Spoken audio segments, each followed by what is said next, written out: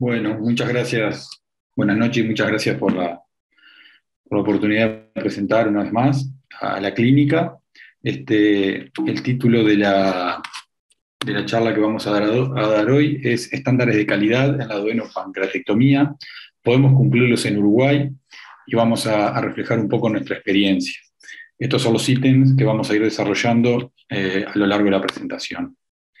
A modo de introducción, en los últimos años se asiste a un aumento de los tumores pancreáticos a expensa de diferentes tipos tumorales. Sabemos que el más frecuente, el cáncer de páncreas, que es a su vez el más agresivo, y asociado a otros tumores periampulares, también a un aumento significativo en el diagnóstico de neoplasias quísticas en sus diferentes variantes, así como por tumores neuroendocrinos.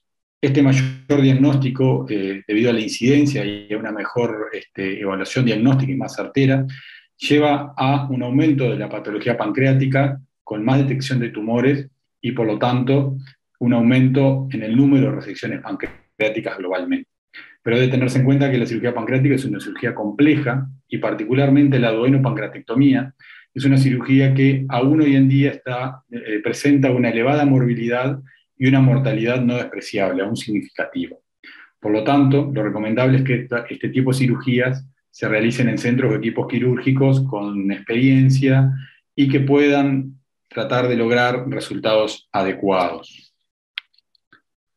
¿Cómo debemos evaluar estos resultados? Bueno, debemos manejar, básicamente lo recomendable es manejar dos conceptos, el de indicador de calidad y el de estándar de calidad. El indicador de calidad es una variable cuantitativa, válida, relevante y que debe ser reproducible, o sea, medible, que sea importante y reproducible para una patología específica.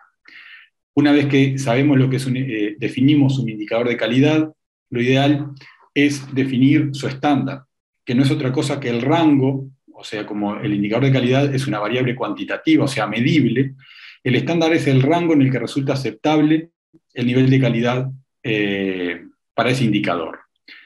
O sea, son valores de referencia que permiten establecer qué resultados son óptimos o suficientes y cuáles no. O dicho de otra manera, son valores que establecen el mínimo permitido para un indicador. ¿Y por qué son importantes? ¿Por qué deberíamos de manejarnos con estos parámetros? Porque son los que nos permiten auditar de una forma objetiva y relevante nuestros resultados, conociendo así las cosas que hacemos bien, pero también, sobre todo, aquellas que no hacemos tan bien o que no son suficientes, que hacemos mal, o sea, identificar problemas, y eso nos va a permitir tratar de mejorar, idealmente de forma ordenada, en un ciclo de mejora continua. Además, obviamente, el conocer resultados de forma objetiva y medible permite la comparación entre diferentes centros o diferentes equipos, y si todos utilizan los mismos estándares, o sea, los mismos valores para las diferentes variables, y todos perseguimos llegar a números similares, eso permite además disminuir la variabilidad en la práctica quirúrgica, lo cual es buena cosa. Como marco teórico nos vamos a referir brevemente a algunos estudios que han tratado de evaluar para las cirugías pancreáticas estos indicadores y estándares de calidad. Lo primero que debemos mencionar es que recientemente se ha publicado esta revisión en el 2020, donde el objetivo era tratar de evaluar todas las publicaciones a la fecha que abordaban este tema y ver qué parámetros o qué estándares o qué rangos de suficiencia determinaban. Se identificaron 19 estudios, de los cuales solo 8 eran estudios originales, o sea que desarrollaban estándares. Y los otros 11 eran solo estudios observacionales de validación. O sea que las publicaciones sobre las que se basa este tema y la evidencia no es tan abundante. Además, los 8 estudios originales tenían variaciones entre sí, por ejemplo, 3 se basaban para definir esos números o esas variables en base de datos, ya sean nacionales o de grupos colaborativos internacionales, mientras que los otros 5 utilizaban un método que era una revisión sistemática asociada a opinión de expertos. Por lo tanto, de este análisis surge que hoy en día existe una amplia heterogeneidad en la forma de definir los estándares, ya que diferentes estudios Utilizan diferentes poblaciones, diferentes definiciones, y diferente forma para establecer cuál es el límite aceptable. Además, eso lleva a que exista cierta falta de consenso para algunos estándares, como vamos a ver más adelante. Este estudio del 2009 es un estudio que fue pionero, fue realizado según la base de datos de Estados Unidos, donde a lo largo de 2 años se incluyeron pacientes con resección pancreática de intención curativa. En este estudio se identificaron 43 indicadores válidos, pero solo establecieron estándares, o sea, valores de referencia para 6 de ellos, que fueron el volumen del centro, del cirujano, el tiempo que debe transcurrir entre el diagnóstico del cáncer de páncreas y la cirugía, el número de ganglios resecados, el tiempo quirúrgico y la mortalidad posoperatoria. Una vez que identificaron esto, lo evaluaron según la base de datos de Estados Unidos y encontraron que estos estándares se cumplían con una alta variabilidad a lo largo de ese país. En el 2014, Sabater publica este estudio, que es un estudio también muy citado, donde trata de evaluar a nivel internacional cuáles son los estándares de calidad en la resección pancreática oncológica. A diferencia del estudio anterior, no se basó en base de, no sacó los datos de base de datos, sino que utilizó, tras una revisión sistemática, solo la experiencia reportada por series de equipos individuales. No usó base de miles de pacientes, sino series de centros individuales. Y estableció como límite de estándar, o sea, como un valor de suficiencia mínimo, 3 desvíos estándar por encima de la media, o sea, un intervalo de confianza del 98%. Evaluó diferentes también indicadores, como la resecabilidad, la tasa de resección R1, y otros que se repiten como ganglios resecados, la morbilidad, la fístula pancreática, la mortalidad y la sobrevida. Este mismo autor, algunos años después, utiliza la misma metodología, pero para valorar la calidad y ver los estándares solo en España. Por lo tanto, incluyó series españolas, series de casos españolas, entre el 2000 y el 2016, que como requisito todas debían de tener al menos 20 casos reportados.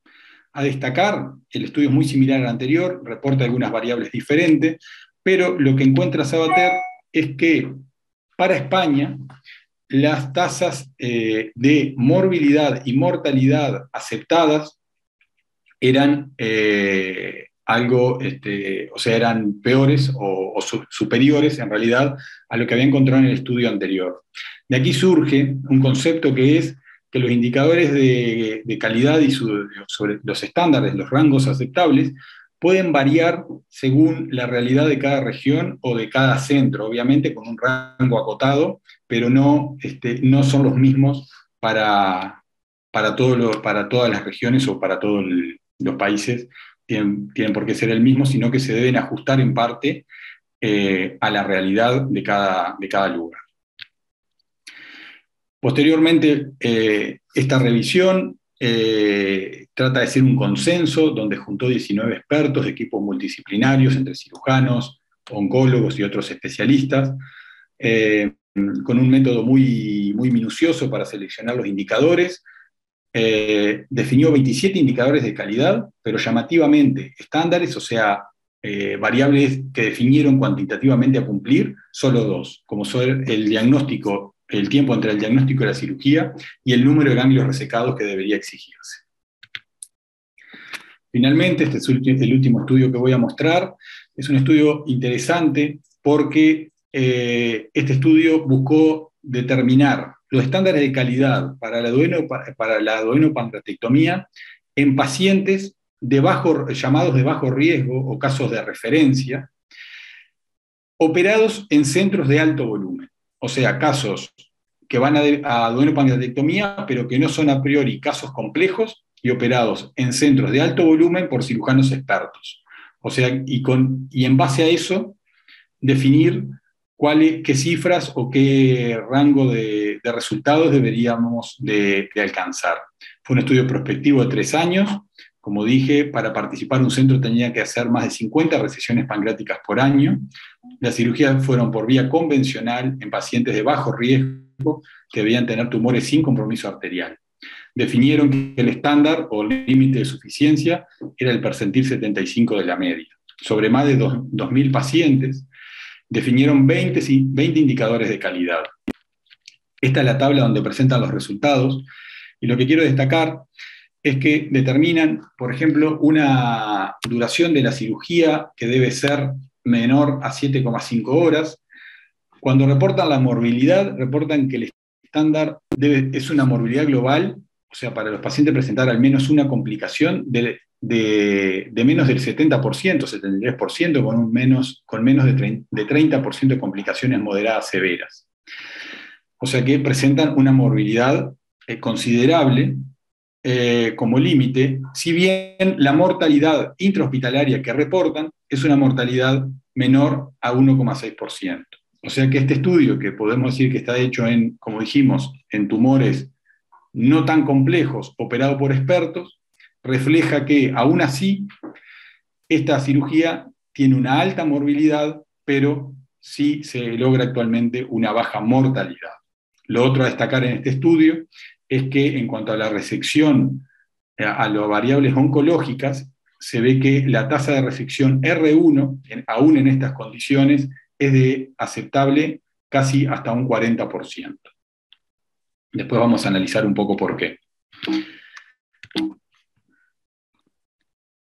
Bien, pasando a nuestra serie y al estudio que hemos realizado, como antecedentes debemos decir que en el 2018, en nuestro servicio en la Clínica Quirúrgica 1, se decidió la conformación de un equipo quirúrgico estable con el objetivo de aumentar la tasa de resecciones de tumores pancreáticos, tratando sobre todo de lograr resultados oncológicos y buenos en seguridad, o sea, tener una baja morbimortalidad.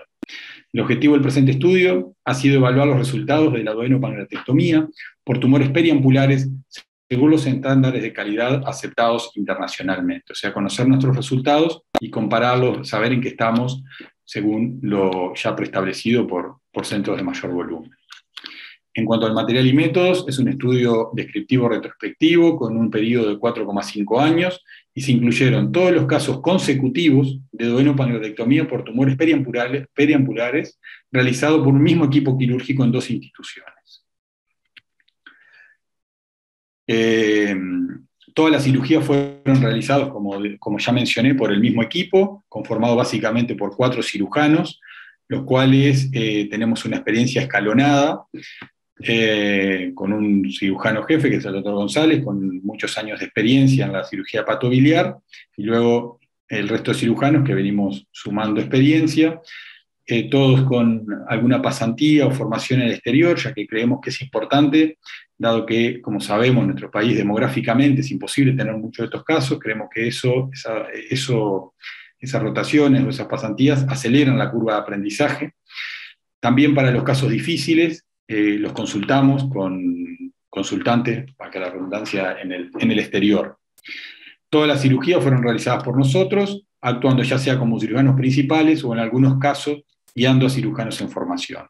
Para los casos complejos, cuando pensamos que puede haber compromiso vascular, nos apoyamos en el servicio de cirugía vascular. En cuanto a la técnica, obviamente realizamos una técnica por abordaje convencional, un primer tiempo de exploración para valorar la curabilidad, siempre con anatomía patológica intraoperatoria, la resecabilidad. En cuanto a la linfadenectomía, realizamos una linfadenectomía del pedículo hepático y de la arteria hepática común. También en la resección vamos contra la arteria mesentérica superior, pero no realizamos disección periadventicial. En cuanto a la reconstrucción, utilizamos de preferencia la técnica de Child y la pancreático-yeyuno-anastomosis, como ya expresó el doctor Murias, excepto en caso de necesidad que tenemos algún caso con alguna pancreato-gastro-anastomosis. Estas son algunas fotos de la etapa a la izquierda de la disección del pedículo hepático. A la derecha, el lecho de resección, completada la etapa resectiva. Y aquí cómo confeccionamos la anastomosis. A la derecha abajo se ve la pancreático-yeyuno anastomosis y luego la hepático-yeyuno anastomosis a nivel del pedículo hepático. Los datos, las variables que analizamos en nuestros pacientes son referidas a la población, a qué tipo de paciente operamos, al tumor. En cuanto al tratamiento, si se realizaron una adyuvancia o no, el tiempo entre el diagnóstico y la cirugía, el tiempo quirúrgico y si llevaron reconstrucción venosa. También evaluamos datos según la anatomía patológica y la evolución postoperatoria o las complicaciones. En cuanto a los resultados, como ya se mencionó, el N total del estudio en esos 4 años y medio es de 24 casos, lo cual da una frecuencia de 5,3 cirugías entre 5 y 6, o 5 y medio si se quiere, cirugías por año. Los datos demográficos de la población son los habituales para esta patología, con unos 60, predominando entre los 60 y los 70 años. Operamos más hombres que mujeres.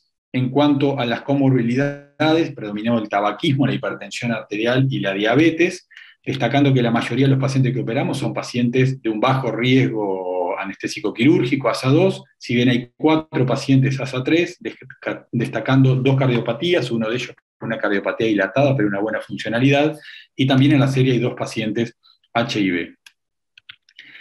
En cuanto al tumor, bueno, en cuanto al tipo histológico, la mayoría de los pacientes, como es sabido, y es acorde a lo reportado para este tipo de tumores, son adenocarcinomas ductales pancreáticos y adenocarcinomas de papila o de ampolla.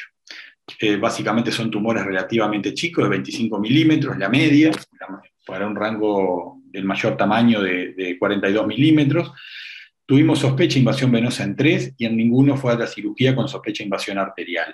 En cuanto al tratamiento, 2 pacientes realizaron una adyuvancia. El tiempo entre el diagnóstico o el fin de la adyuvancia y la cirugía fue de 50 días. El tiempo quirúrgico, la media fue de 7 horas. Y solo un paciente de los 3 en los que habíamos sospechado que podía tener invasión venosa realmente requirió una reconstrucción venosa en los 24 casos. En cuanto a la anatomía patológica, el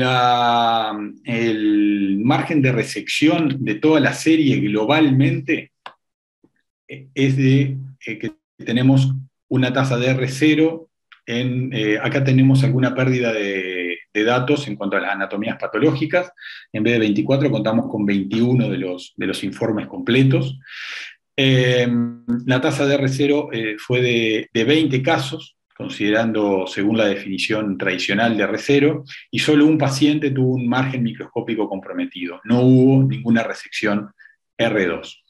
Pero en realidad, como vimos, teníamos diferentes tipos tumorales, y el margen de resección en realidad en el tipo tumoral que es más importante y que es relevante es en el adenocarcinoma ductal pancreático. Después en la discusión me voy a referir un poco a esto, pero acá me voy a tomar un minuto para explicar un poco estas 2 tablas. La de la izquierda es considerando 14 anatomía patológica de los adenocarcinomas pancreáticos. La tabla de la izquierda es la que se basa en el concepto y definición habitual que usamos de R0, o sea, un margen de resección libre sin contacto microscópico. En ese caso pasa lo mismo, tenemos 13 pacientes de los 14 que tuvieron un margen libre y solo un paciente con un contacto microscópico.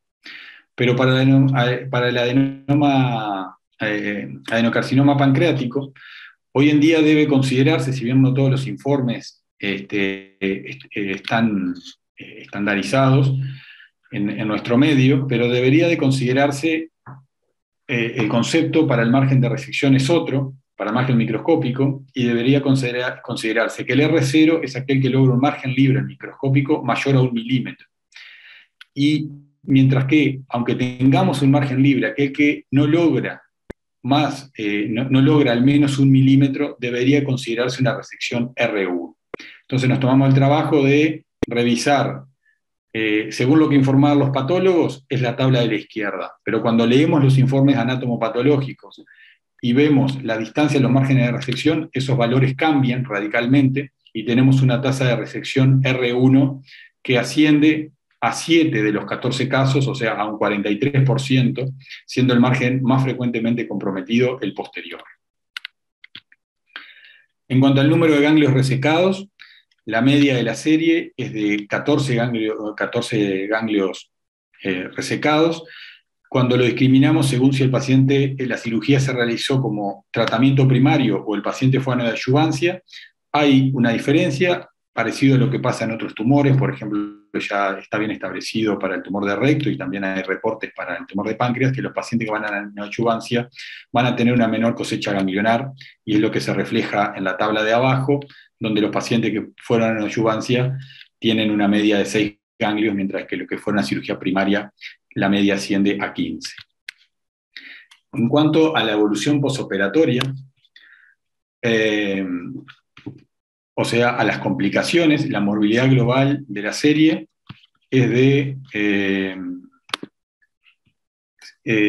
13 pacientes tuvieron complicaciones, o sea, aproximadamente el 50%, destacando que las complicaciones moderadas a severas fueron de menos de 30%, un 29%.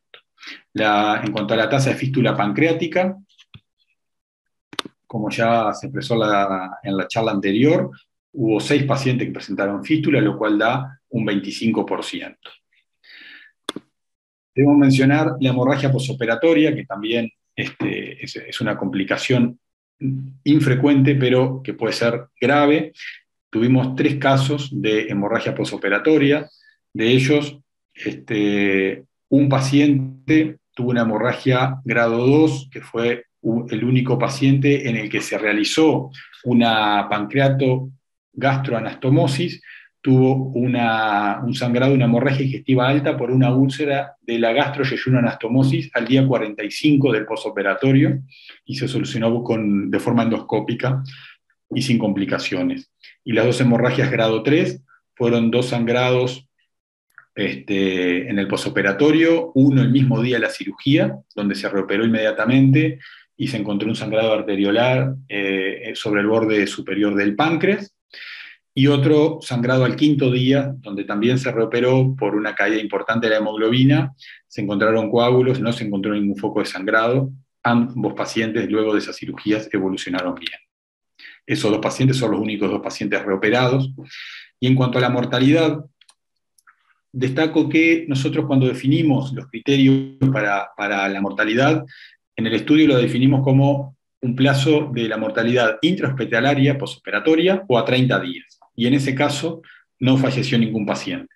Sin embargo, hay otros estudios que establecen el plazo de mortalidad con un plazo mayor, y cuando analizamos a 90 días encontramos un paciente fallecido, que es el paciente más añoso de la serie, que tuvo una fístula pancreática con una internación prolongada de unos 27-28 días, se fue de alta y reingresó al día 42 con insuficiencia renal severa, diarrea, disionías, ingresó y por esas condiciones médicas terminó falleciendo, o sea que lo incluimos en realidad como una muerte posoperatoria dentro de los 90 días.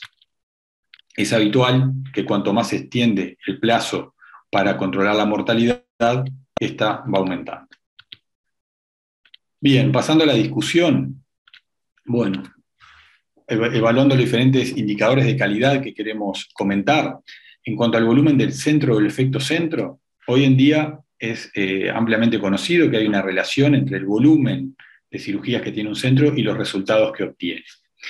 Esto se basa básicamente en que a más volumen el equipo quirúrgico obtiene mayor experiencia, pero se ha visto que no es esta la única variable y que hay otros factores que inciden en los resultados, como ser el contar con un equipo multidisciplinario que permite una mejor valoración y evaluación del paciente, tomando mejores decisiones, aumentando las chances de tratamiento multimodal y de un acondicionamiento preoperatorio adecuado.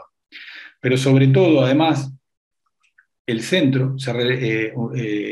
factor centro se asocia no solo con el volumen, sino con la complejidad del centro, o sea, con los recursos o los servicios de sostén que el centro cuenta, por ejemplo, si cuenta con un buen área de cuidados críticos, con endoscopía a las 24 horas, con radiología intervencionista. Todo esto hace que mejoren los cuidados perioperatorios y, sobre todo, permite un mejor manejo de las complicaciones, sobre todo de las complicaciones más graves.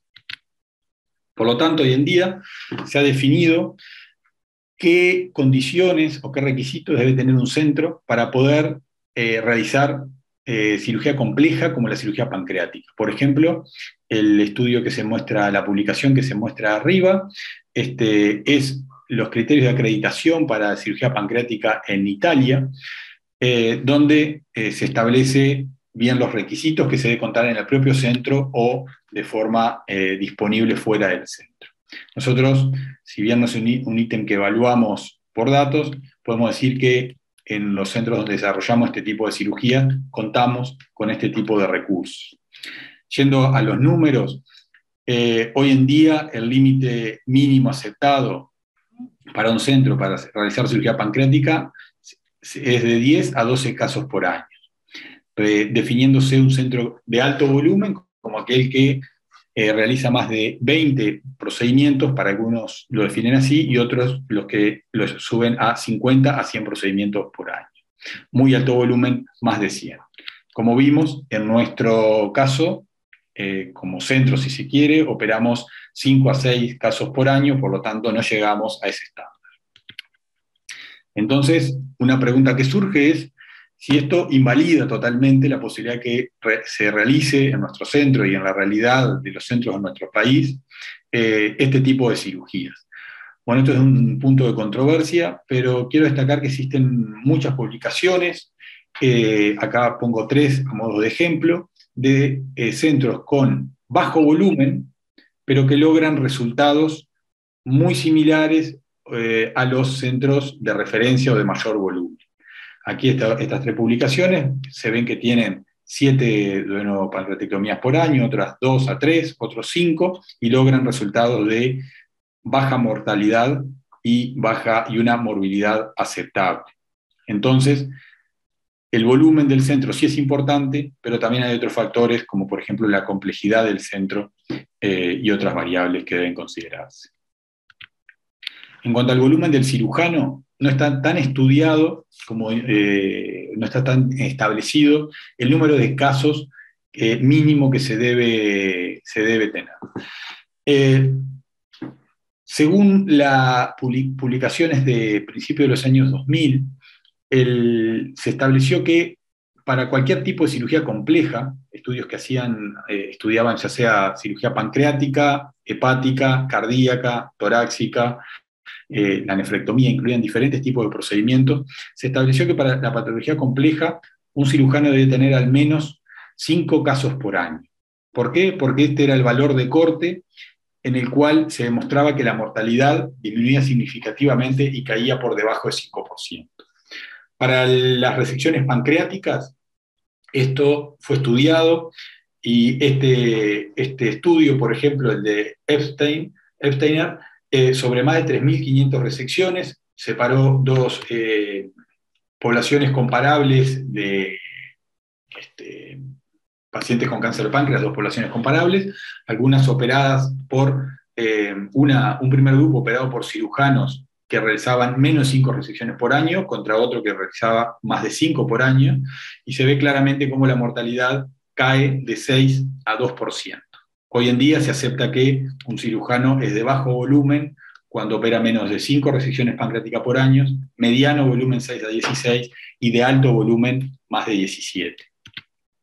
En nuestro caso, como dijimos, operamos 5 a 6 por año, pero la característica es que todos participamos en todas las cirugías. Formamos equipos, dividiéndonos la cirugía en tiempo resectivo y tiempo quirúrgico, y nos vamos rotando. Por lo tanto, en nuestra realidad, el volumen del centro es el mismo, el volumen del cirujano es el mismo prácticamente que el volumen del centro. Entonces se puede decir que, no sé si cumplimos, pero nos acercaríamos en parte a ese mínimo requerido según los estudios. ¿Qué pasa con el tiempo entre el diagnóstico y la cirugía? Esta variable refleja la capacidad de respuesta del centro y del sistema de salud para brindar un tratamiento oportuno en estos pacientes que son complejos, que muchas veces requieren muchos estudios diagnósticos o tratamientos preoperatorios, como la colocación de stent biliar, que pueden retrasar el tratamiento. Entonces, ese tiempo, un centro que funciona bien debería solucionar todos esos problemas en un plazo acotado para que el paciente tenga una cirugía en oportunidad. La bibliografía utiliza plazos variables, las más utilizadas son menos de un mes desde la discusión en un equipo multidisciplinario. El estándar más aceptado y utilizado es el de menos de 2 meses desde el diagnóstico o menos de 6 semanas desde el fin de la neoadjuvancia. En nuestro caso, el tiempo para la cirugía, entre el diagnóstico, tomamos como diagnóstico el momento de la tomografía inicial donde se diagnosticó el tumor de páncreas, a la cirugía fue de 50 días. O sea que se podría decir que cumplimos con ese plazo. En cuanto al tiempo quirúrgico, sabemos que el mismo es variable, no es el mismo en todos los pacientes, y depende, sí, de la experiencia del cirujano, pero también de las condiciones del paciente. No es lo mismo operar pacientes longilíneos que pacientes obesos, tumores pequeños, que tumores grandes con contacto vascular, por ejemplo, que pueden requerir incluso una reconstrucción venosa, llevando una mayor dificultad técnica. Al revisar la bibliografía, los dos estándares utilizados son de menos de 7,5 horas y menos de 10 horas, siendo el más utilizado el de menos de 10 horas.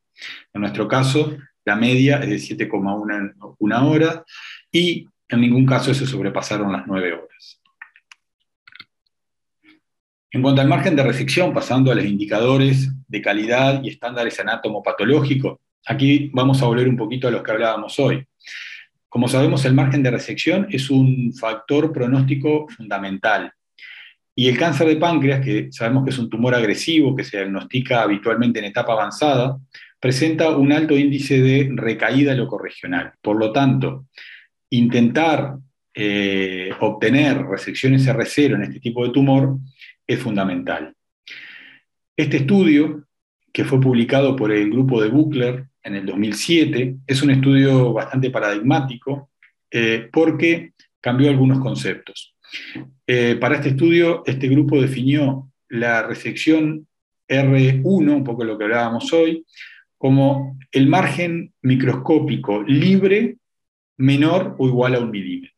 O sea que, contrario a lo que se utiliza tradicionalmente, que el R1 es el contacto microscópico del tumor con el margen de sección, aquí, si había un margen libre menor o igual a 1 milímetro, igual se consideraba un R1 o un margen microscópico positivo. Separaron dos grupos operados por el mismo equipo, o sea que sin variación de la técnica quirúrgica. Un primer grupo, cada grupo tenía más de 100 pacientes, y un primer grupo en donde la pieza de resección se estudió sin protocolo anatomopatológico, o sea, según cada anatomopatólogo cómo lo informaba. Y la tasa de R1 fue de 14%. Y otro segundo grupo, donde las piezas se estudiaban según un protocolo anatomopatológico que incluía cómo se fijaba la pieza, cómo se teñían los bordes, cómo se procesaba y cómo se informaba y lo que había que informar. Y en el grupo con la anatomía patológica protocolizada, la tasa de resección R1 subió a 76%, el 76%, en un grupo que realiza mucha cirugía pancreática y es un centro de referencia. Los márgenes más comprometidos fueron el medial o vascular sobre los vasos mesentéricos y el margen posterior. Entonces, este estudio demostró que en realidad en la cirugía, en la adenopancreatectomía, hay una alta tasa de resecciones R1 con este nuevo criterio, y que esta tasa depende de la calidad del estudio anatomopatológico que se realice, y que refleja sobre todo la agresividad biológica tumoral del cáncer de páncreas. Y por el contrario, no tanto la técnica quirúrgica, ya que los dos grupos fueron operados por los mismos cirujanos con la misma técnica quirúrgica. Esto llevó a cuestionar y a preguntarse con esta nueva realidad si el R1 la tasa de resección R1 puede ser realmente considerada un indicador de calidad para el cáncer de páncreas. Diferentes estudios posteriores han demostrado esta amplia variabilidad en la tasa de resecciones R1 en el cáncer de páncreas, que va del 10 al 80%, una variación muy amplia, y básicamente esto se atribuye a las diferentes definiciones que se utilizan para los márgenes microscópicos y a la protocolización o no, o a qué tan exhaustiva y ordenado es el estudio anatomopatológico. Entonces, ¿cuál es el margen microscópico libre óptimo? O sea, ¿a qué debemos llamar hoy en día R0 o R1 al resecar un cáncer de páncreas? Bueno, hoy en día lo más aceptado, si bien todavía hay cierta controversia, es la definición de la escuela británica, donde se considera que un R0 es un margen libre mayor a 1 milímetro, mientras que un R1 es menor o igual a 1 milímetro. Esto ha sido validado en diferentes estudios, por ejemplo la gráfica que se muestra abajo a la derecha, donde se ve que los casos de resecciones con margen libre menor a 1 milímetro tienen una curva de sobrevida similar a aquellos que tenían contacto microscópico directo, mientras que la sobrevida solo aumenta cuando el margen libre es mayor a 1 milímetro, que es la curva violeta. ¿Qué pasó entonces cuando fuimos a revisarlos con esta realidad y con estas limitaciones y todas estas condicionantes para la resección R1? Al ir a revisar los estándares publicados, diferentes estudios publican tasas de R1 que van entre aproximadamente un 40% y un 45% o 46%. En nuestro caso, considerando el criterio de de que un R1 sería el requisito tener un margen libre de al menos 1 milímetro, nuestra tasa de resecciones R1, como se mostró en los resultados, fue de 43%, o sea que caemos dentro del rango aún aceptado para este tipo de resecciones. La linfadenectomía, en el número de ganglios resecados, la linfadenectomía para la adenopancreatectomía está estandarizada ya desde hace algunos años por este grupo de consenso y de recomendación de expertos, donde además de los ganglios periodoenopancreáticos deben hacerse la linfadenectomía de los ganglios del pedículo hepático, de la arteria hepática y de los vasos mesentéricos, de la arteria mesentérica superior sobre su cara derecha. Se recomienda además en este consenso que se debe tener una cosecha ganglionar de unos 15 ganglios resecados al menos. Pero a ir a revisar los diferentes estudios en diferentes países que han tratado de establecer cuál es el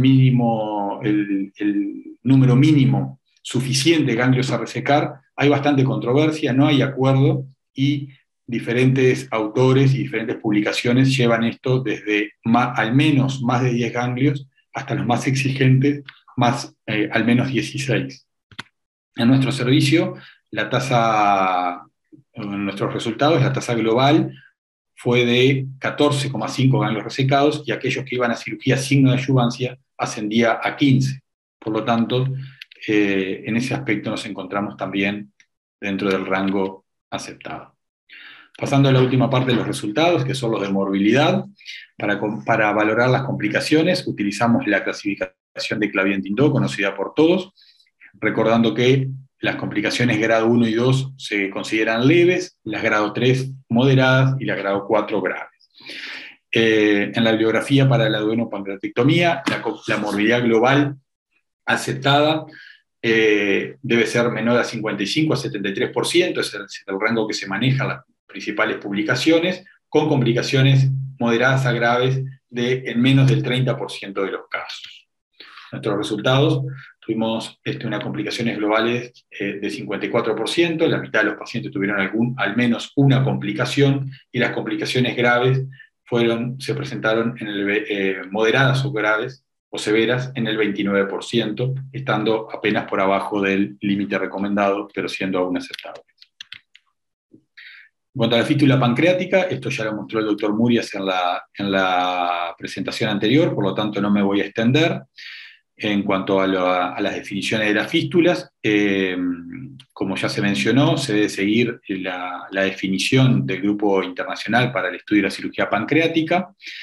El estándar aceptado en los diferentes estudios es que la tasa global de fístula debe ser menor al 31%, y las fístulas, sobre todo las que tienen relevancia clínica, que son las tipos B y C, como ya se explicó, deben ser menor al 19-20%.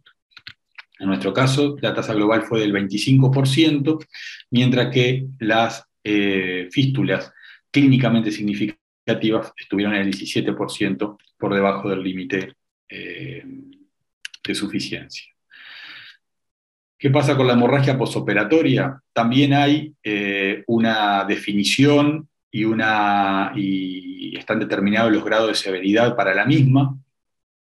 La tasa de hemorragia post-pancreatectomía globalmente para cualquier grado de severidad no debería ser mayor al 20-21%, y los casos severos deben ser menos del 7%. En nuestro caso, como dijimos, tuvimos 2 episodios, 2 pacientes que tuvieron hemorragia, que fueron los 2 pacientes que ya comenté, que requirieron cirugía, reoperación al día 1 y al día 5 por sangrado, si bien tuvieron buena evolución posterior. O sea que ahí estamos un poco por encima del límite aceptado. En cuanto a la tasa de reoperaciones, para la duodenopancreatectomía, Sabater, para España, definió que esta debería ser menor al 20%. En nuestro caso fue del 8% de los 2 pacientes ya comentados. En cuanto a la mortalidad postoperatoria, no hay una única definición cuando uno va a revisar los estándares de calidad. La más exigente, si se quiere, es la de menos del 2%, 1,5% intrahospitalaria, que era la de aquel estudio realizada por centros de referencia con pacientes no tan complejos. Pero la tasa de mortalidad más aceptada y más utilizada es la de menos de 5% a 30 días para algunos autores y a 90 días para otros. Destacando que, como ya lo mencionamos, Sabater para España pone una tasa de mortalidad aceptable, un límite de mortalidad aceptable más alto, que debe ser igual menor al 10%. En nuestro caso, como dijimos, la mortalidad si se mide a 30 días fue 0, pero en realidad la mortalidad real de la serie a 90 días fue de un 4%, o sea, siendo menor al 5%, que como dijimos es el criterio más utilizado. Esta tabla refleja los diferentes indicadores de calidad con sus estándares definidos internacionalmente y nuestros resultados, viendo que no se logra el límite requerido en cuanto al volumen del centro y lo ya comentado para las hemorragias postoperatorias, donde estamos para menos de un 7%, tenemos un 8%, un poquito por arriba de lo deseable. Comentar que nuestros resultados son equiparables a otra experiencia nacional presentada el año pasado en la Sociedad de Cirugía por el equipo de cirugía de Rivera, donde también comunicaron una misma frecuencia de duodenopancreatectomías por año, con 5 por año. Los datos demográficos son muy parecidos a los de nuestra población. Las diferencias básicamente se basan en que ellos tenían un tiempo quirúrgico significativamente menor que nosotros. Y por el contrario, una tasa de ganglios resecados, un número de ganglios resecados, una media inferior de 8%, no llegando al 10%, que era lo recomendado. En cuanto a la morbilidad y la mortalidad, los resultados son muy comparables. Sabemos que nuestro estudio tiene importantes limitaciones. Para empezar, es un estudio retrospectivo y ya sabemos que también es un estudio con un bajo número. Pero creemos que aporta algunas cosas y tiene algunas fortalezas, como son que refleja la realidad de nuestra práctica quirúrgica habitual frente a esta patología, nos permite auditar y reportar nuestros resultados y, por ejemplo, ver que son muy similares, como comentamos al final, con otra serie nacional, y nos permiten analizarlos según estándares internacionales. Siempre hay cosas para mejorar, pero nos permiten saber un poco dónde estamos parados, cómo venimos y cómo seguir trabajando. Entonces, ¿qué conclusiones podemos sacar en cuanto a la pregunta que nos hacíamos inicialmente? si podíamos cumplir con los estándares de calidad en la duodenopancreatomía en nuestro país. Bueno, creemos que si bien obviamente actuamos y funcionamos como centros de bajo volumen, sí contamos con recursos adecuados y un soporte adecuado para este tipo de cirugía compleja. Creemos que si se consigue, si se logra tener un equipo estable, capacitado y que, si bien no es de alto volumen, pero que tenga un flujo constante de casos con una buena periodicidad para este tipo de cirugía, si nos basamos en una adecuada selección de los pacientes que vamos a operar, debemos saber hasta dónde nuestros límites, hasta dónde podemos llegar. Y bueno, creemos que si se juntan esas condiciones, podemos tener resultados aceptables en términos de calidad oncológica y de morbimortalidad, los cuales pueden llegar a ser comparables a los estándares internacionales. Muchas gracias.